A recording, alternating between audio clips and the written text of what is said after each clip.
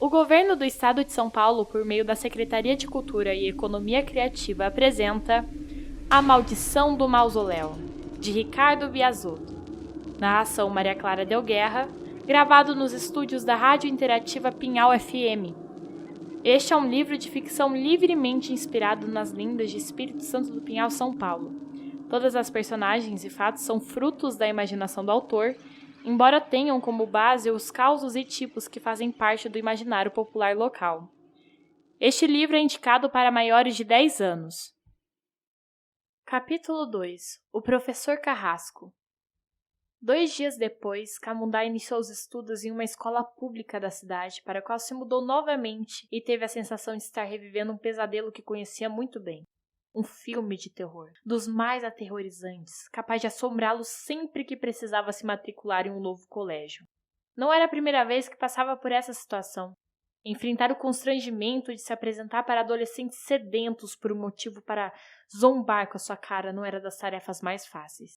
Mas ele estava acostumado e tentou ignorar as vozes em sua cabeça lhe aterrorizando, embora fosse quase impossível.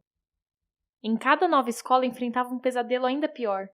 Ele perdeu as contas de quantas vezes, no primeiro dia de aula, os colegas jogaram materiais escolares em sua cabeça ou amarraram o cadarço do seu tênis na carteira para que caísse ao se levantar. Muitas vezes teve de aguentar apelidos indesejados, empurrões que o levavam ao chão e até mesmo ser trancado em quartinhos escuros. Acontecimentos que o deixaram traumatizado e com medos que ainda influenciavam na sua vida escolar. Foi por isso tudo que Camundá nunca encarou as mudanças com naturalidade. As mãos suando frio e a mente perdida em pensamentos eram as provas de que ser forçado a viver longe de casa o entristecia. Dona Ieda percebeu que o garoto não estava à vontade em estudar no colégio Dom Bosco.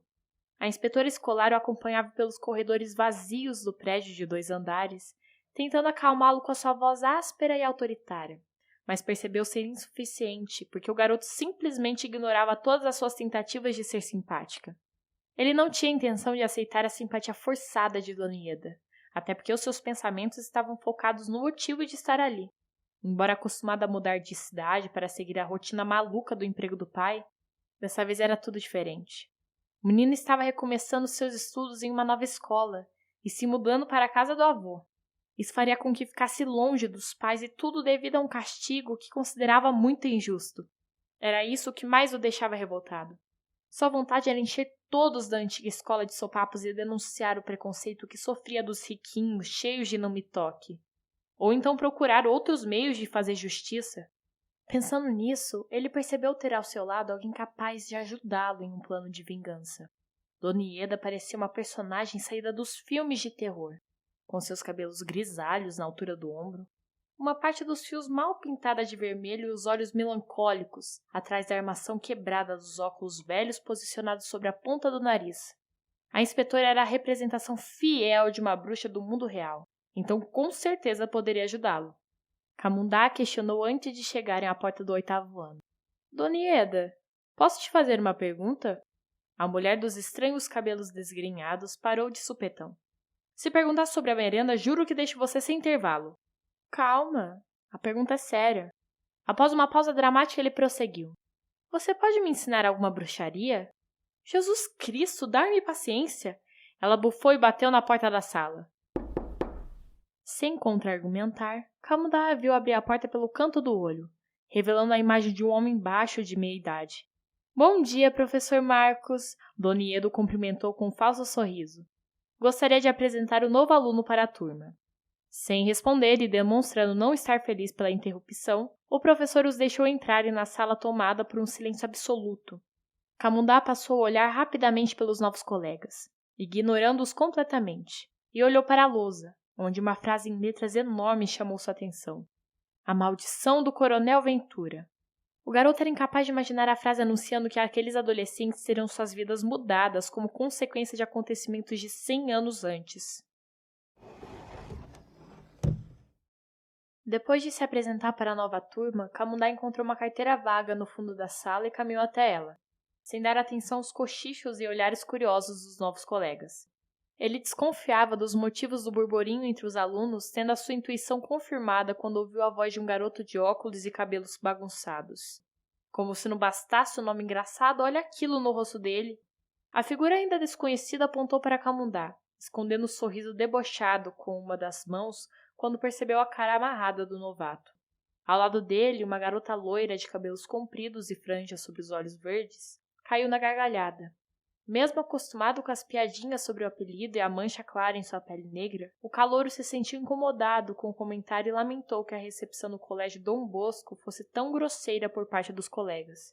No entanto, não teve o tempo para ficar cabisbaixo e logo sorriu ao ouvir a voz grave do professor Marcos. Como vocês estão fazendo as suas gracinhas de sempre, vamos voltar à nossa aula com uma pergunta. Não, professor, a garota tentou argumentar. Sua primeira impressão do professor agradou Camundá. Marcos escondia que estava um pouco acima do peso com suas largas camisetas, mas era carranca, por trás de uma barba ruiva por fazer e de uma estranha monocelha, o que mais colocava medo nos estudantes. A voz alta e o sorriso irônico em cada frase saída de sua boca eram a cereja do bolo, completando a figura mais enigmática do colégio.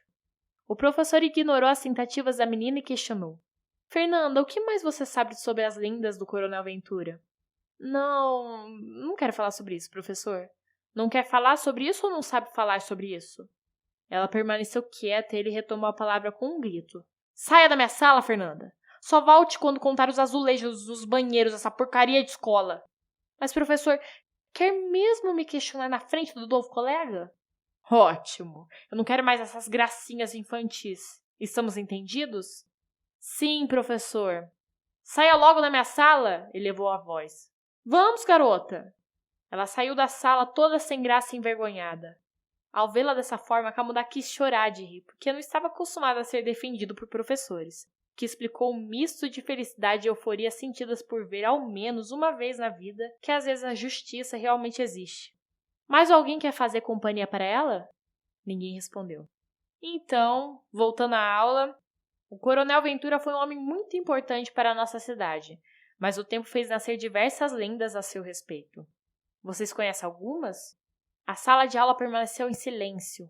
Ainda tímido, Camundá levantou um dos dedos e recebeu a autorização do professor para responder. Dizem que ele fez um pacto com o diabo para ser eleito prefeito, mas acho que isso não passa de mentira. O menino opinou. Essas coisas não existem. E quem garante que tudo isso não é verdade? Ele não soube o que responder, porém se perguntou se era possível o professor realmente acreditar nas histórias populares. Antes de chegar a uma conclusão, Marcos retomou a fala. Pelo visto, você não sabe responder à minha pergunta, mas não tem problema. Quero que vocês descubram a verdade por conta própria. Não se ouviu nem sequer uma mosca na sala de aula. Uma das lendas diz que o Coronel Ventura aparece a todos que riscam seu túmulo e para isso não é preciso nada além de um prego. Os alunos se olhavam apreensivos, mal acreditando nas palavras do professor. Parece que quando as pessoas riscam o local, ele começa a sangrar e o coronel, montado em seu cavalo branco, aparece envolvido por uma fumaça vermelha. Vocês têm coragem de descobrir se isso é verdade? Ninguém respondeu, como se achassem tudo apenas uma brincadeira, muito sem graça do professor. Mas Camundá concluiu que ele falava muito sério e isso se confirmou quando o professor retomou a palavra. Quem tiver coragem vai nos contar a verdadeira história na próxima aula. Já os medrosos de plantão devem pesquisar outras lendas da nossa cidade e apresentá-las aos colegas. O sinal indicando o fim da aula tocou e Camundá sorriu satisfeito. As aulas no colégio Dom Bosco mal começaram e, depois de ter sido recepcionado com comentários maldosos, ele já não aguentava mais aquele inferno.